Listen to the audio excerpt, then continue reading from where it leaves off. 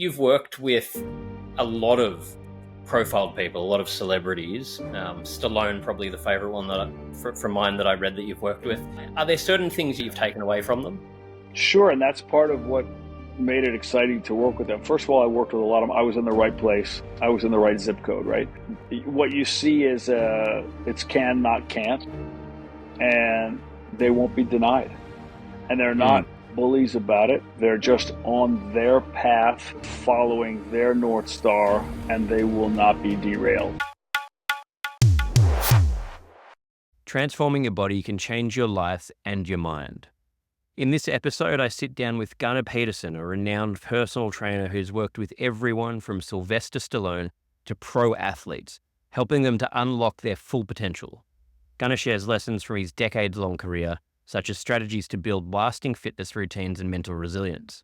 We explore how small, consistent actions lead to big results while discipline builds motivation, and the mindset shifts that can turn fitness into a lifelong habit.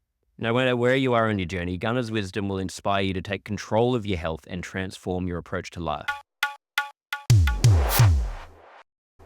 Welcome to Move Your Mind, where we uncover why you are holding yourself back from getting the life you want and what to do about it.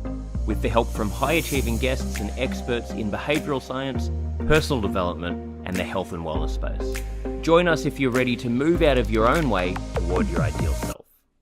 I'm your host, Nick Brax, and I've been working in the health and wellness space for the last 15 years, helping people find direction and gain the courage to take control of their life.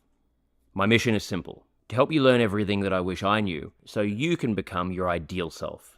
Lacking guidance, I spent the majority of my youth feeling lost and disempowered, which led to depression, anxiety, low self-esteem, and substance abuse.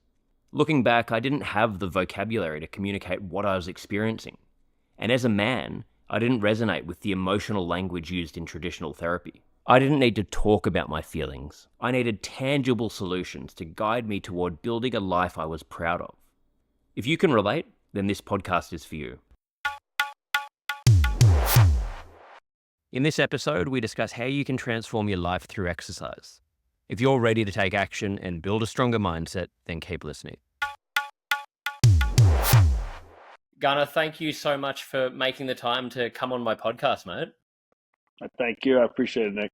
Very cool. Yeah. You asked me, and thanks for helping the schedules and the stars align to get us here.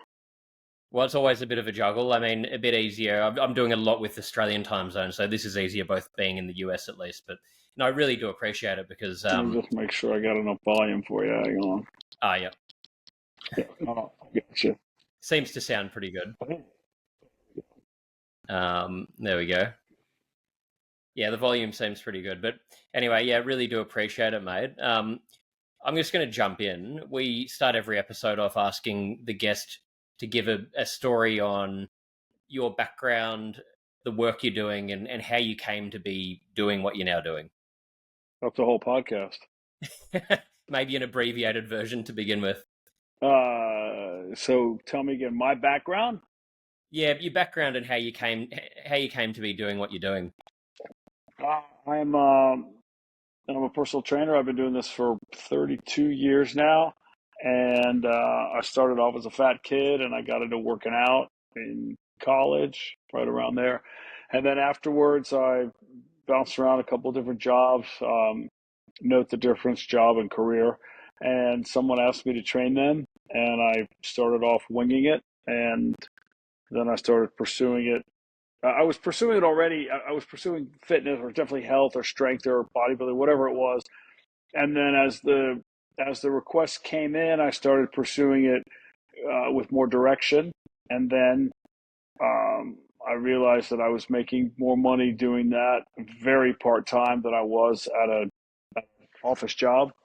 So I quit. I never looked back, and just kept digging in and realizing that there were a lot of holes in the field, and that even if I wasn't, at the time I thought, if I'm not that guy, that at least I could make it up with education. So I pursued any and every short-term and long-term certification, whether it was taking a seminar in Chicago with Vern Gambetta, or flying to Phoenix to listen to Paul Chek, or to Orlando or wherever. I was trying to think where Mark Verstegen, any of the Perform Better seminars, any of the Power Systems seminar, anything I could find to listen to the greats, the Carlos Santanas, the people who were trailblazing at the time. And I was just logging certifications and devouring as much health and fitness, strength training, power training, um, anything I could get my hands on so that when I came back to work with my clients, I could enhance their experience. And I had someone would say, "Oh my God, did you go to a seminar this weekend?" Because I'd start immediately applying anything and everything I'd learned. So, and then Yeah. I just kept doing it. And I was at I started with in-home clients, and then I went to uh, a gym in LA. And then after a while, I think we just saw the client experience differently. So I peeled off and did my own thing. And I've been doing that ever since. That's been about, I want to say 24, 25 years that I've had my own facility. Oh wow, yeah, Yeah. and it's an interesting industry, I guess, because there are so many ways to get into it. Is it the kind of thing where it's sort of unregulated, where you can have, people like yourself that are hyper qualified, you've got the experience, you've got this breadth of knowledge, and then other people that are just getting in there and don't necessarily know what they're doing? Is it hard to navigate that? Especially a lot of our listeners are men wanting to, get into personal development, wanting to, you know, find a personal trainer. Interested in how you can navigate that industry. I think you probably have that in a lot of industries, right? I think you probably Yeah. have the person who writes the random song and then, is heralded as, they get a number one hit and they're heralded as a songwriter, whatever, but they don't really have songwriting training. You probably have that in acting too. You get the person who lands a starring role in something and they blow up and they're great actors. And then you have people who've been working diligently with singing coaches, writing coaches, or acting coaches, respectively, and they can't catch a break or it just doesn't happen for them. So my thought was, what's that old saying?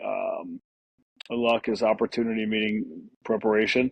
So my thought was, if I can't, I'll create my own luck. I'll just outwork people. I'll take every client, whether it's the person who's never trained and is grossly overweight, or the pro athlete who's looking for something on a different level than they've ever done or than they're getting with their respective strength and conditioning department. And then also, when I got those people, though, I would call those strength and conditioning departments and say, "Hey, your guy's here with me.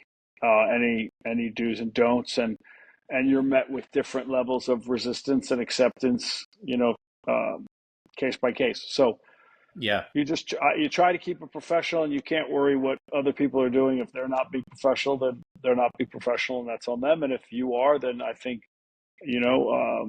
high tide raises all boats, right? So I try to keep it. I try to keep getting better. There's a sign actually that hangs above the exit of our gym, and it says, "You got better today," and that's how I look at it. As you leave my facility, you are better because you did something for your body, for your health and wellness, Mm. hopefully filling the cup of longevity and quality of life. And uh, I can't control what other trainers do, what other facilities do. I can only control my own, right? Yeah, I love that example though, and is it something that is pretty common when people do make that effort to, not So, just. wait, let Oh, me sorry. pause you 1 second. I want to Yeah. make sure you're getting fuzzy, and I want to make sure it's not on my phone. Okay, shouldn't be. Is that me or you? I just want to make sure you're getting what you need. I'm good either way.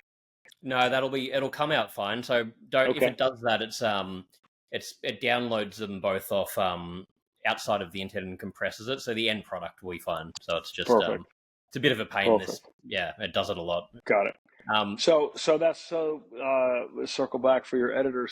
Uh, all I can do is what I can do. I can only control what I do, right? I can't worry about what others do. And then also for those coming up who look for someone to key in on, if they see you doing the right thing and that sets them on the path of doing the right thing, then I've left it better than I found it, which is at the end of the day what I wanted to do.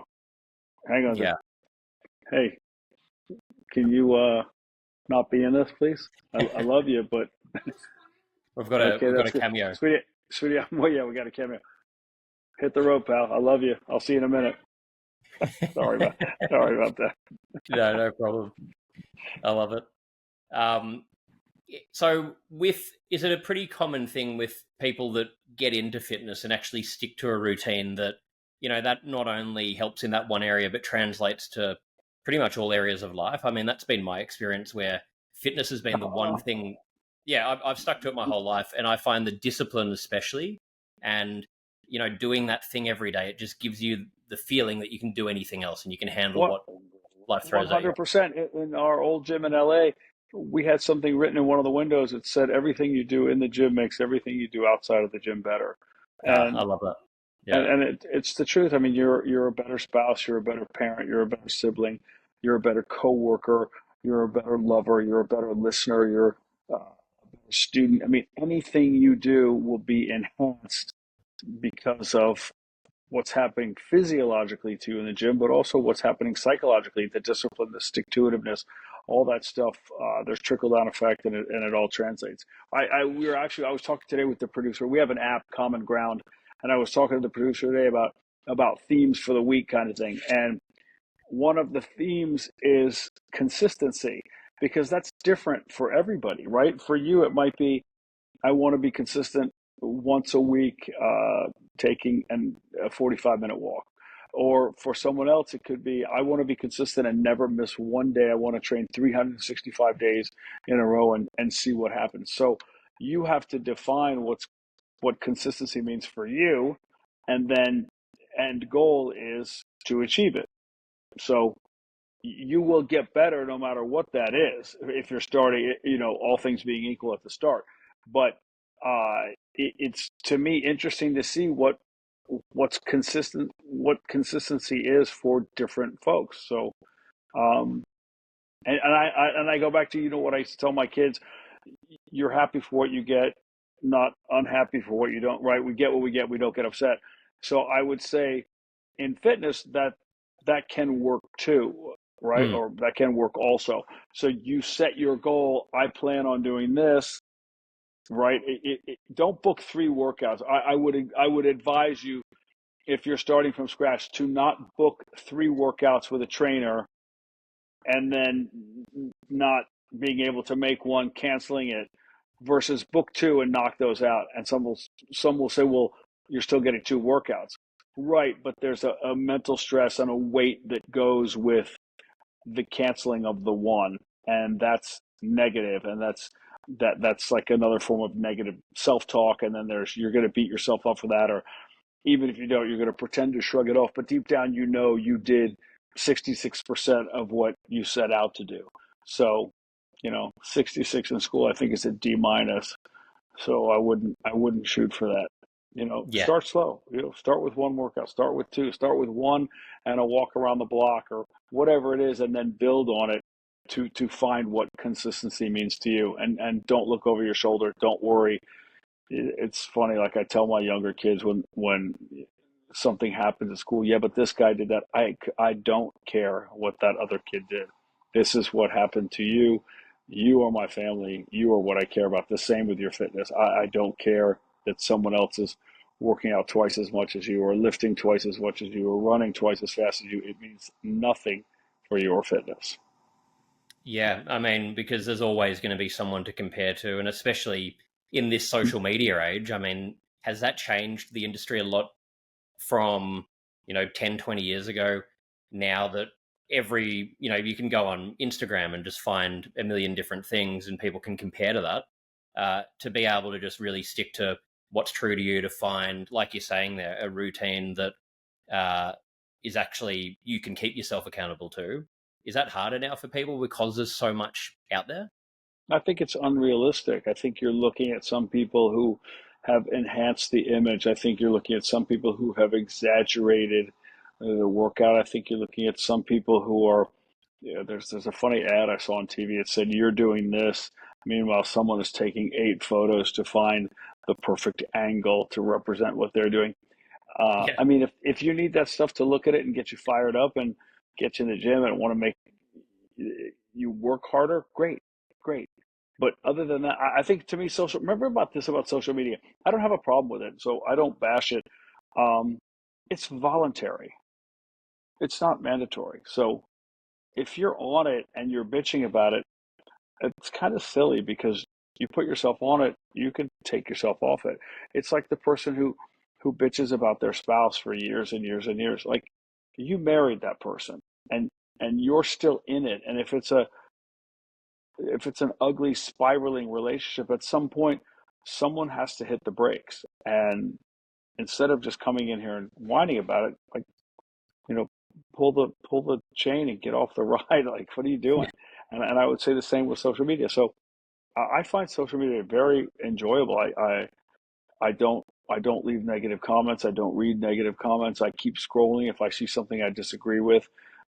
That's easy to find good things. And then, it's like when you're playing basketball with your kids, end on a make, right? So to me, if I'm looking through it and I'm about ready to get off, I find one that I go, oh, that's cool, or that was funny, and I end it right there. So I'm always leaving on a high note, and there's always something to glean from it, and there's no reason to complain about it because I got on it. And I would say the same for everybody. Get off it. If you don't like it, get off it.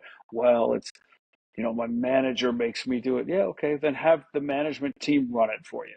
Or try running the business without it and see if you do need it. Maybe you don't. Maybe you're above and beyond social media, but maybe you're not. Maybe you could get better from it. You can take some crazy you can go down some crazy rabbit holes or some like just chasing this and you can learn some pretty interesting stuff. And the people who put fitness stuff out there and then they cite the PubMed study, you can go into that and read the whole thing. I mean, who doesn't get better reading a peer-reviewed paper on sagittal plane training or something? I think it's interesting.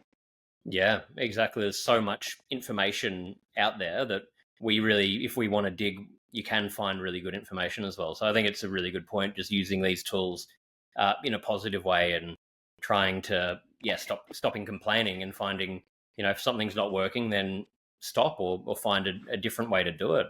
But I would counsel against having that be your only source of information. I mean, if you have a degree from Instagram University only, maybe you may not be the most credible source. But I definitely think you can add to your toolkit or your anecdotal wisdom for sure by using it. And if you don't like it, get off it. I mean, no big deal. Yeah. You don't get all wound up. Oh, this post pissed me off. Why? What do you care? How does that affect you? Have you ever met him?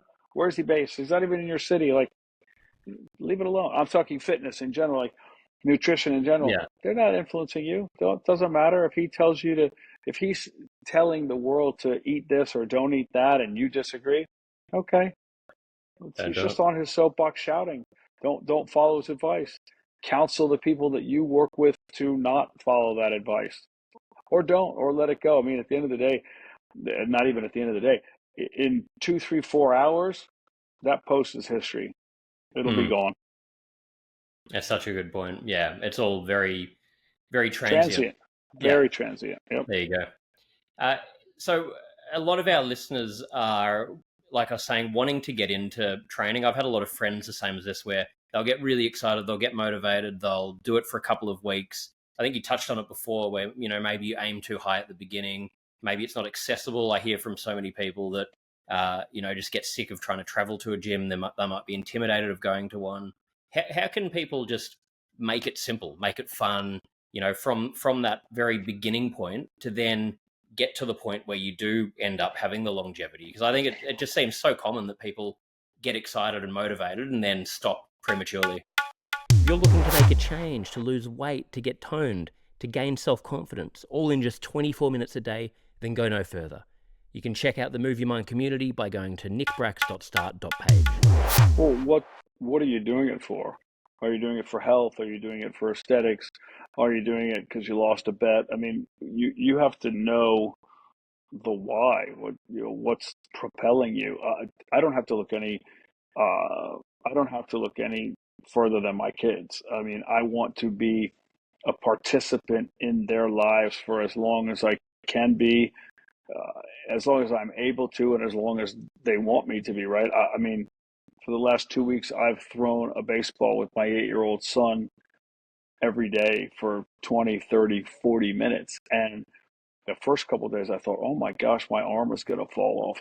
But I'm right back in it. And I mean, I don't plan on any MLB tryouts, but I'm definitely ripping the ball at him. And he has gotten, I mean, this was the first time he's ever done it. He's gotten so much better. So my goal is to be able to do that, whatever that is. It's baseball this week. It'll be something else next week. But I want I want to stay in the game, right? I don't want to be on the sidelines. I want to be in the game as long as I'm able to. So I will do what I can do on my end to make sure that I am. So for somebody else, maybe it's not your kids. Maybe you don't have kids.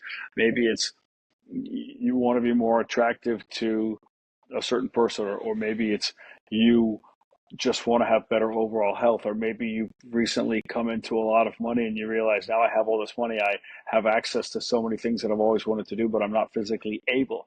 That's got to be a huge downer, right? I've always wanted to climb some mountain or swim at some beach, but I'm so deconditioned that those goals are now out of reach. Well, I would say stay ready. It's that old thing, right? If you stay ready, you don't have to get ready. So if you start getting ready now and then you stay ready as opportunities present themselves, you know you're in the mix. And that's living to me versus just being alive. And Yeah. that's what I would use the fitness for. And now you want to take it to whatever level. I had somebody the other day who said to me, uh, I've just decided, I mean, I've just seen now, I've come to terms with the fact that I'm never going to lose this last bit of fat. And he grabbed his belly. And I said, because you're never going to do what it takes to lose that. He goes, what do you mean? I said, well, you still drink a couple nights a week. Your food is probably at about 65, 70% of perfection. Your sleep is horrible. You're only in here 2 to 3 times a week. So that's cool. Look, at the end, Mm. if you look at the 8 billion people on the planet from a physique standpoint, he's probably in the 95 percentile. But you're talking about getting in that, taking that even higher. Well, that's going to require more output on your level. You want to turn pro. That's more than just 2 nights of practice a week. That's a greater dedication. If you're okay with where you are and you've accepted that, you're cool. That's great too. At the end, really, what you have to look at is you should be pursuing happiness, right? Like you should be happy and feel good about yourself, your life, your performance, your energy levels. If you're not, well, then do what it takes to make them better. But to just say, I'm just not able to lose it. No, you are able to, but you're not making the necessary changes to put yourself in a position to. So you have to own it at some point. And I think we've fallen in, we, the collective, we, to a group of I don't want to say victims is a little too judgmental, but we pass the buck on responsibility quite often. We're quick to blame Yeah. versus saying, what did you do to end up here? Not what happened to you. Well, there are no good restaurants near my work, so it's hard to eat healthy. Yeah, but then pack your lunch. Yeah. It's so hard to get good sleep. Well, you were out 2 nights this week and you drank, and that compromised your sleep on those nights. And then over a period of time, that compromised sleep led to poor eating choices because you were hungover. And those poor eating choices affected your sleep, and you didn't go to the gym, so you're not really spending the energy that you're putting in. I mean, that's all going to compound over time. So let's walk it back and see what you can do to position yourself to succeed to the goals that you said you had. I didn't tell you to lose weight. I didn't tell you your energy levels suck. I didn't like that's what you came here saying you wanted to fix, but you don't want to do the necessary. I had a phone call with Mm. somebody a while back who said they're considering training. Okay, great. But, and this was the other person talking, but I'm not going to do that shit where I, eat salmon and broccoli and rice. Like, I'm not living like that. And all I thought was, I didn't bring up salmon, broccoli, and rice. Like, this is you setting up barriers that you're telling me I'm not going to. You're starting in that place. So we can look for a workaround, or we can just leave it as is and you go along your way until something happens that puts you in a place to where you'll say, I'm going to make some changes. You can't just, for most people who are way far away from their end goal, it's hard to just look. Adding 2 workouts is never going to be a bad thing, but it may not be all that it takes. So you just have to decide where you want to be and what you'll do to get there. And if you won't do the necessary, then you have to recalibrate and realize that you're going to be just shy or way shy of where you want to be. And then realize that that's your choice. Yeah, that's great. Such good advice. And on the flip side of what you're talking about, if you do that and you be honest with yourself, take that first step, set that first habit. If you start on a tiny level exercising, over time you'll probably want to eat better, you'll sleep better, and it's all that holistic sort of cycle will kick in, and you'll feel better, and it's all connected. You would think. I think a lot of people, in my experience, I see people trying to fix everything at once. And if the car is totaled, it's hard to fix the fenders, the doors, the quarter panels, the roof, the bumpers, fill up the tires with air, make sure there's gas in it, make sure there's not an oil leak all at once, right? You have to systematize it, and I would fix it from the inside out first, and then I would start with some light body work, speaking to the car in the car analogy. If you do it all, it's overwhelming.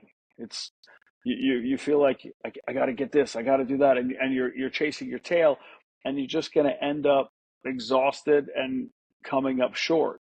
So Yeah. you got to have a system, and you have to attack it and fix it piece by piece.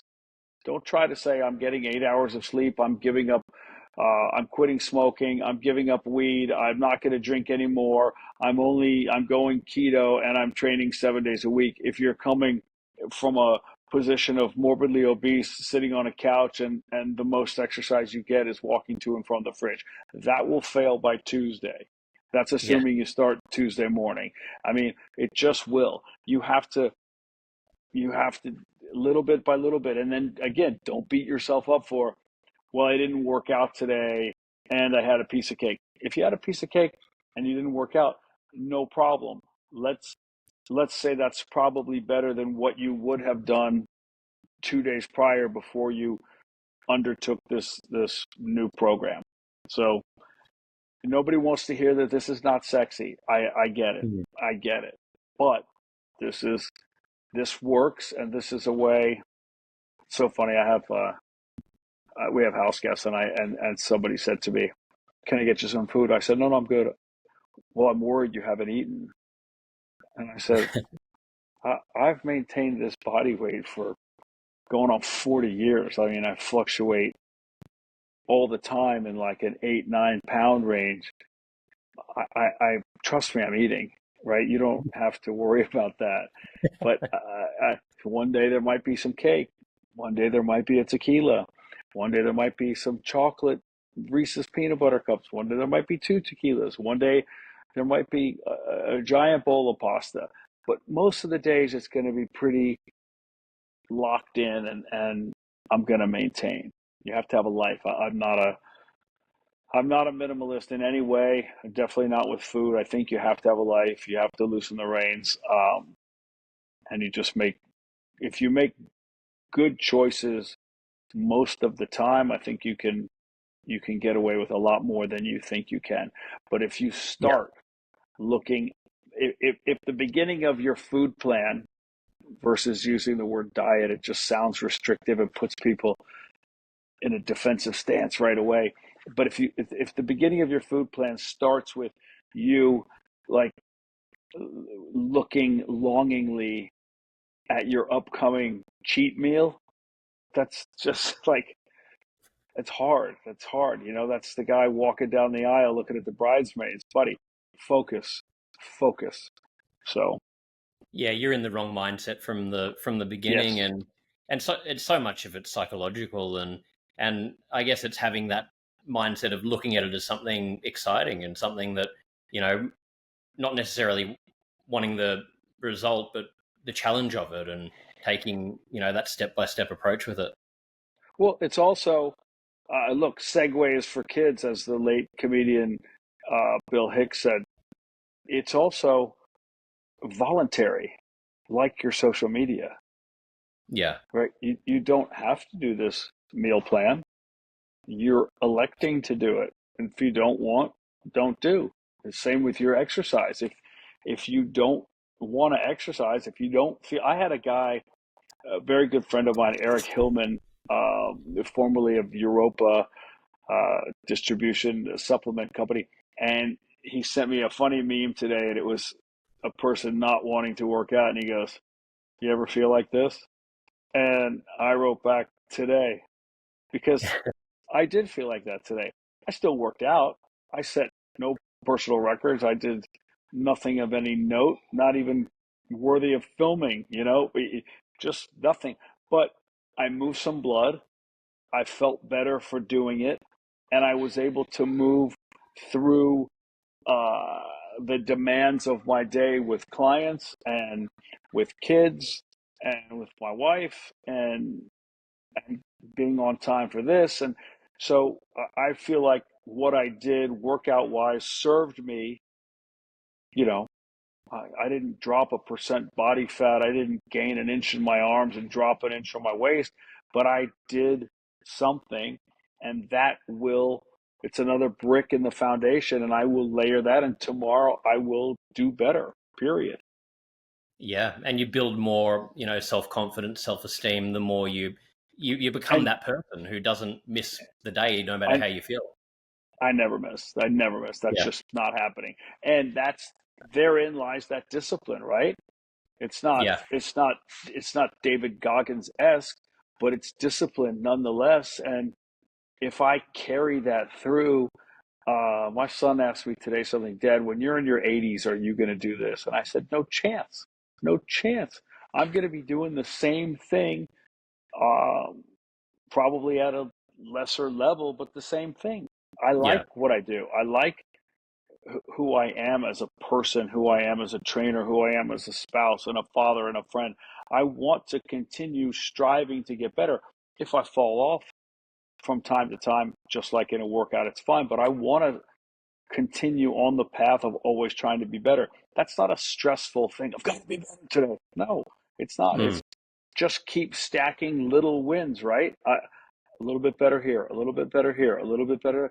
That's how, to me, that's how I want to live my life. And I think if you give yourself that grace and you have a perspective of it's not quantum leaps every time, before you know it, you look back and you've logged a year of doing things a little bit better, or 5 years, or a decade, or that's that's a good way to grow and develop and evolve and leave it better than you found it, and your kids grow to be better than you and their kids grow to be better than them. And that's, I think, really all we can ask.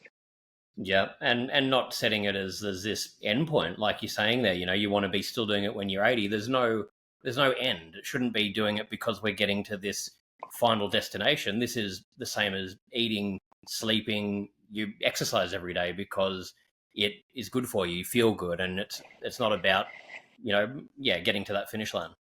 Yeah, it's as unthinkable to skip that as it is to skip brushing your teeth. And I Yeah, think if you take, again, not every day is 2 hours of throwing around massive weights or whatever your workout of choice is. Sometimes it's less. Sometimes it's circling again, segue back to what you said about your people who want to get started. Sometimes it's 10 squats, 10 push-ups, 20 crunches, 10 Supermans in your house, and a walk around the block, or a walk around the block. And then build on that. Whatever you did, do a little more tomorrow. Do a little more the next day. Maybe you have to pull back and Exactly. do a little less after that. Okay, but you're doing 100%. something. The I love that. question is, the question is, did you do something?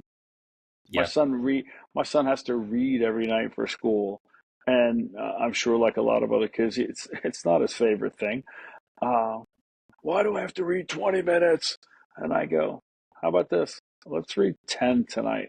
And then I kind of lean in like a wink.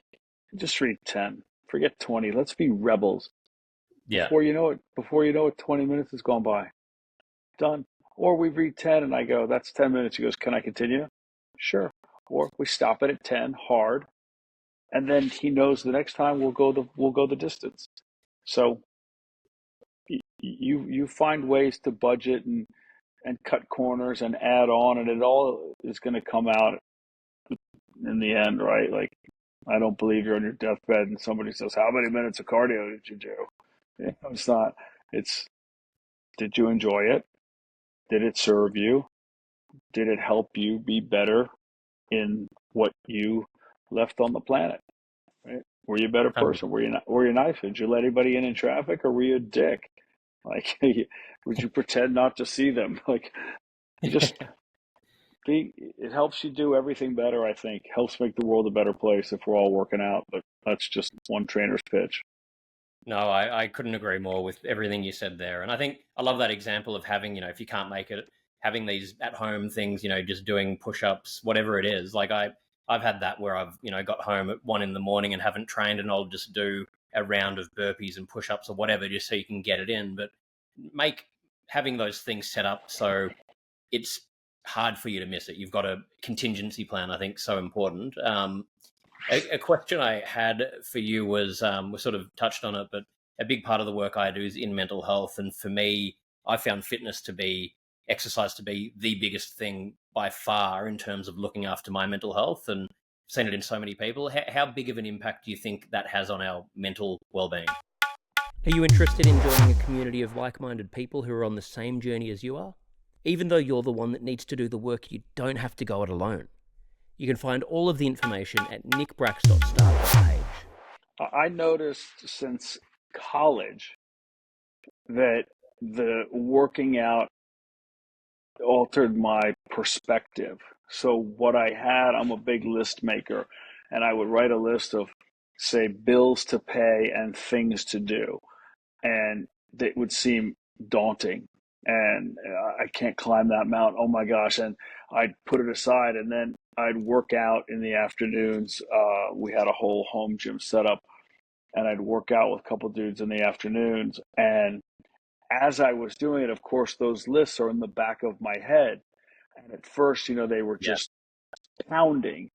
But as I'd work out, I'd think, oh, wait, I could pay that with this. And I know I have this coming in, and that'll come, and I can handle that. And then I could actually do that call, and I could run that errand. And it started to shift, and things would fall into place, and it wouldn't seem as ominous. I was like, oh, I will be able to get that done. And I now, years later, I think that's the improved circulation. Everything was firing better, and I was able to gain a perspective of can versus can't. And I credit all that to exercise.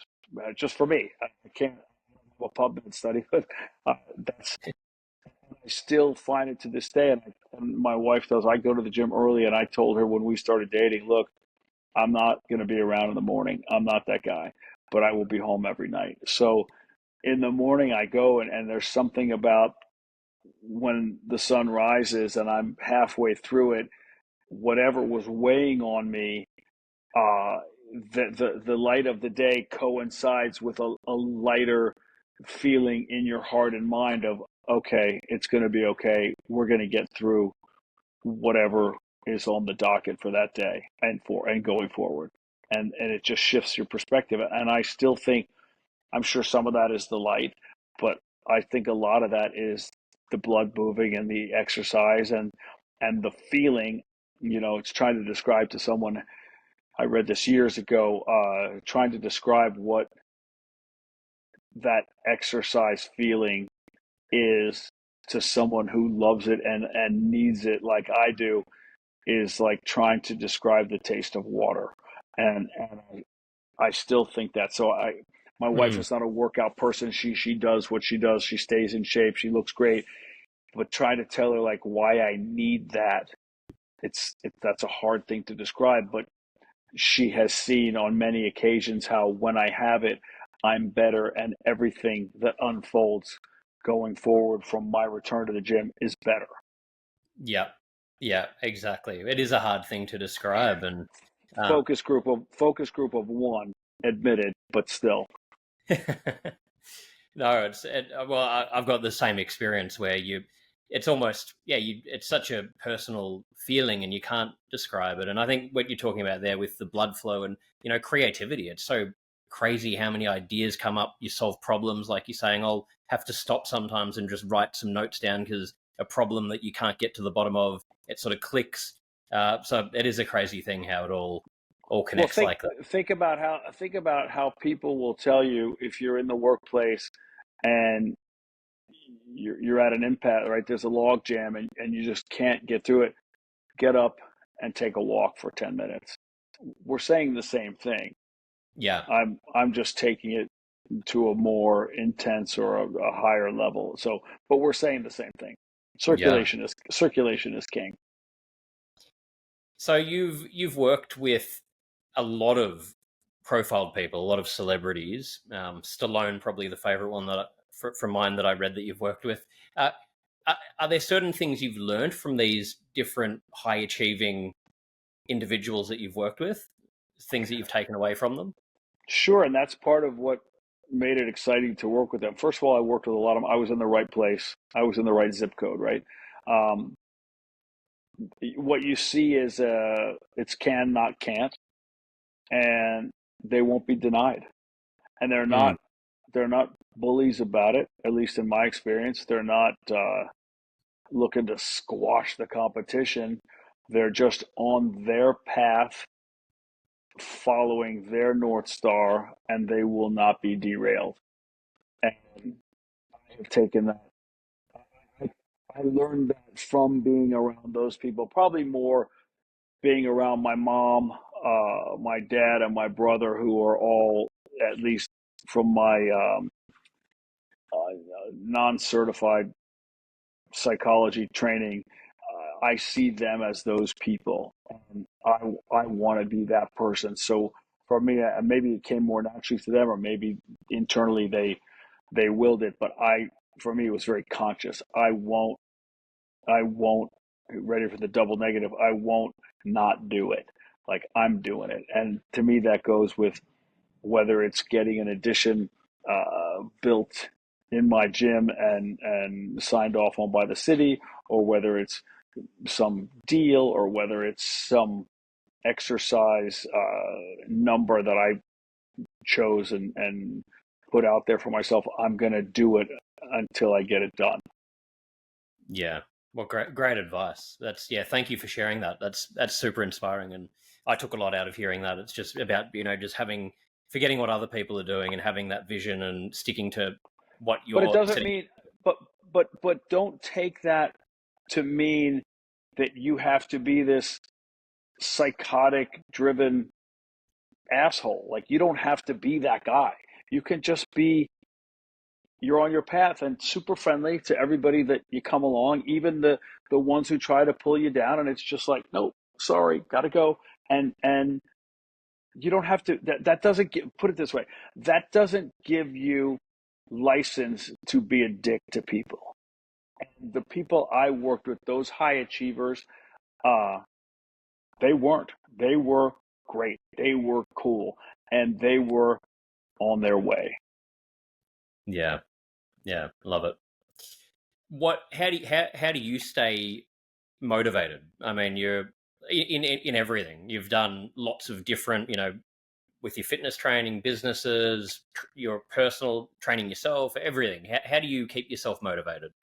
Hey guys, if you're enjoying this podcast, please click the subscribe button, leave a like or comment, share with your friends, and follow me on Instagram at nickbrax. I really appreciate your ongoing support. It's my kids, it's my family, it's my wife, my brother, my dad, my mom passed away, but it's still ultimately my mom too.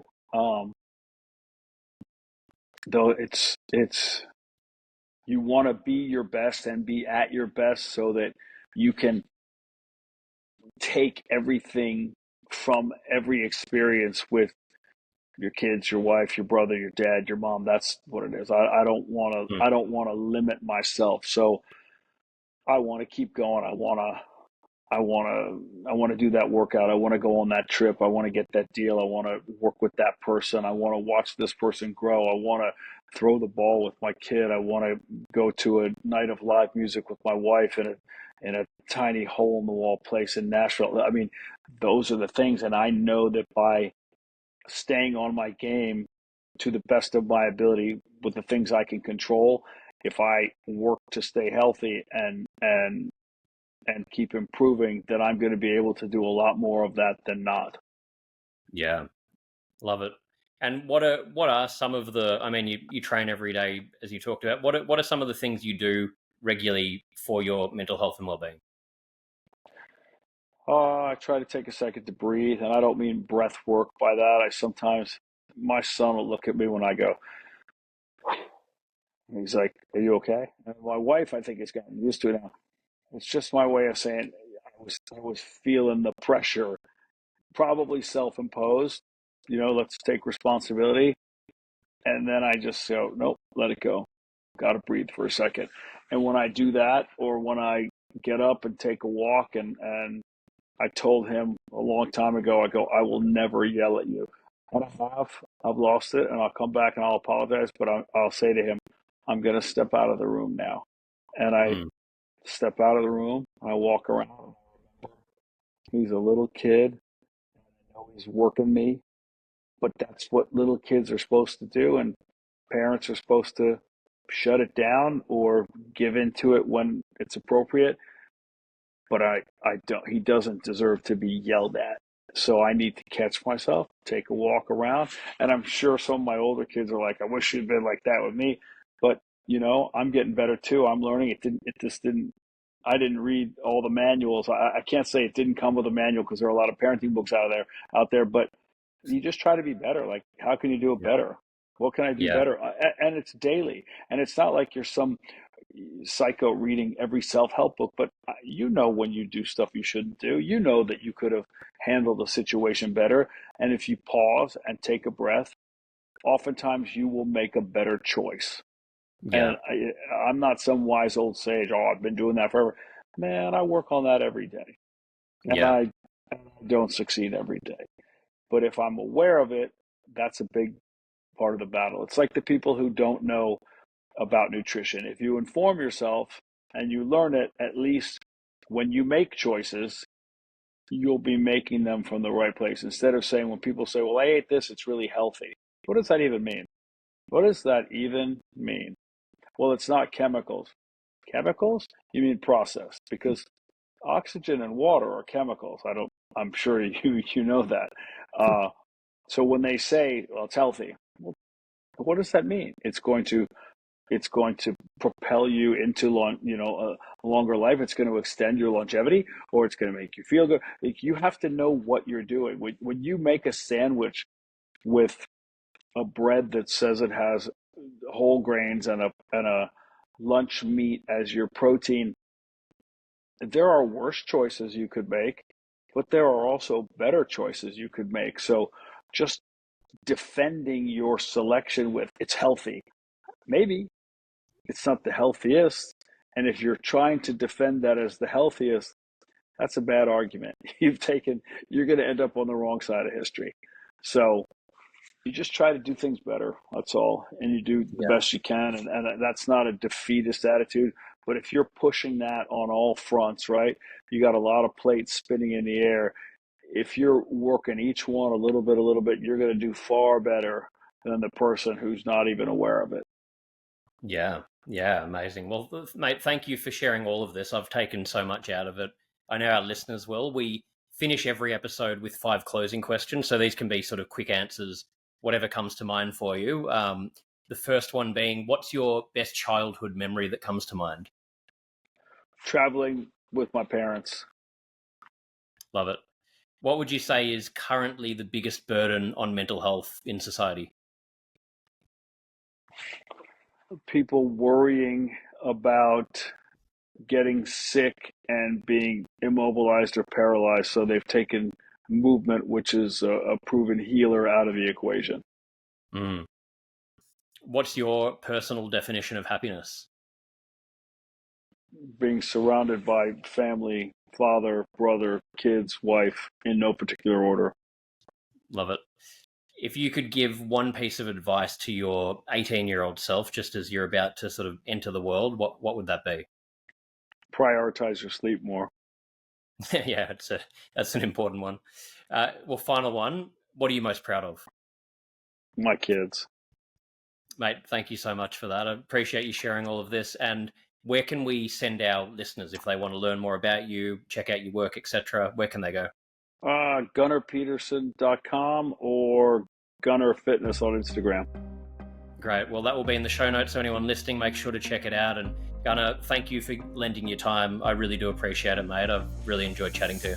Thank you, Nick. Thanks for chasing this down and locking it up. I'm glad we did it. I appreciate it. Thank you so much, mate. Thank you. Thank you, Gunnar Peterson, for joining me today and offering your insights. And thank you for listening. I'd love to hear your thoughts on the episode and any suggestions for topics you'd like to hear about. Feel free to leave a comment or send me a DM. Your feedback's always appreciated. Please don't forget to click the subscribe button, leave a like or comment, share with your friends, and follow me on Instagram. It really makes a difference. Thank you so much.